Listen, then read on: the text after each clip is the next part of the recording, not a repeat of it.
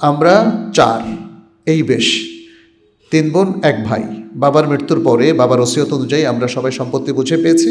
সম্পদ পাওয়ার পর বড় 2 ভাই ও বোন কেউই আমার মায়ের দায়িত্ব নিচ্ছে না। আমি আমার বাবার সম্পত্তি থেকে যে ফ্ল্যাট পেয়েছি সেখান থেকে মাকে একটা ফ্ল্যাটে রেখেছি এবং দূর থেকে যতটুকু সম্ভব মায়ের দেখাশোনা ও দায়িত্ব পালন করার চেষ্টা করছি। ওরা 3 জন বাসায় থাকে, সবাই শুধু আমি দূরে থাকি। তারা মায়ের কোনো দায়িত্ব ভরণ পোষণ কিছুই দিচ্ছে না, উল্টো মাকে অত্যাচার, নির্যাতন, শারীরিক ও মানসিক নির্যাতন করছে। আমার মাও তার স্বামীর বাড়ি ছাড়তে রাজি হচ্ছেন না। বর্তমানে মায়ের অবস্থা খুব বেশি ভালো না। মানে স্বামীর বাড়ি বলতে তার বাবার বাড়ি আর কি, মানে যিনি বলছেন, যে বোন বলছেন, তার বাবার বাড়ি। বর্তমানে মায়ের অবস্থা খুব বেশি ভালো না, তাই তিনি সব মুখ বুঝে সিদ্ধান্ত নিয়েছেন যে তার সম্পত্তি থেকে তাদের কিছু দেবেন না। যে মাকে দেখছে, তার যত্ন আদি করছে, তাকে দিবে। এখন আমার মায়ের সিদ্ধান্ত কি ঠিক আছে না ভুল আছে জানাবেন।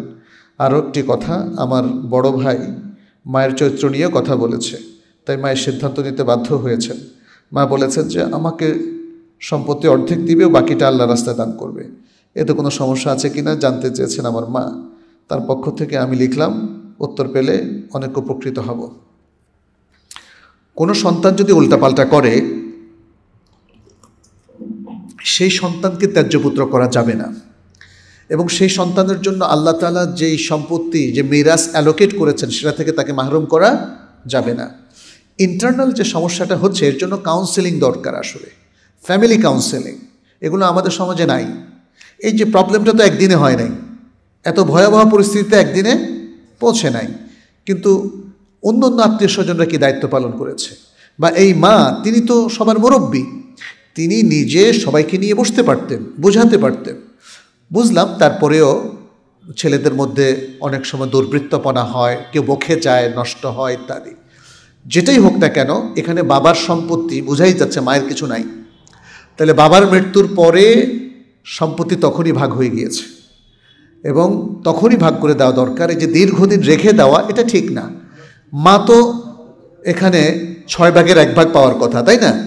অতএব মা তার সম্পত্তি যেটা পাবেন সেখানেই থাকবেন। মা তো জোর করে স্বামীর পুরো সম্পত্তি দখল করতে পারেন না, বরং এখানে মা ভুলের মধ্যে আছেন।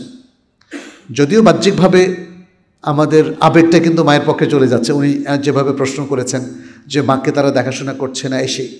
আর এটাও ঠিক, ছেলেদের উপর মাকে দেখাশোনা করাটা ফরজ।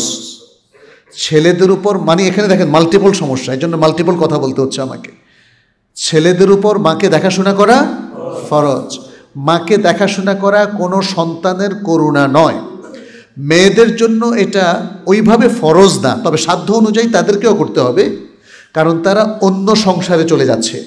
সেখানে স্বামীর অনুমতি ছাড়া মেয়েরা তার আপন মায়ের দেখাশোনা করতে পারে না। ফলে শরিয়া এই জায়গায় মেয়েদেরকে বাধ্য করেনি, উদ্বুদ্ধ করেছে তারা যেন তাদের মাকে দেখাশোনা করে।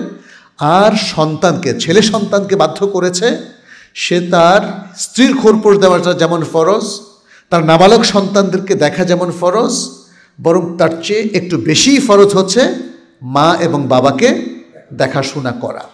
তো অতএব সব কিছু মিলে আমি বললাম, এই বোন উচিত হচ্ছে তার মা সহ কোনো একজন বিজ্ঞ শরিয়া স্কলার এবং ফ্যামিলি কাউন্সিলের সাথে কাউন্সেলিংয়ে বসা, দীর্ঘ টাইম, 1-1.5 ঘন্টা, তাহলে হয়তো সব কিছু তাদের বুঝে আসবে।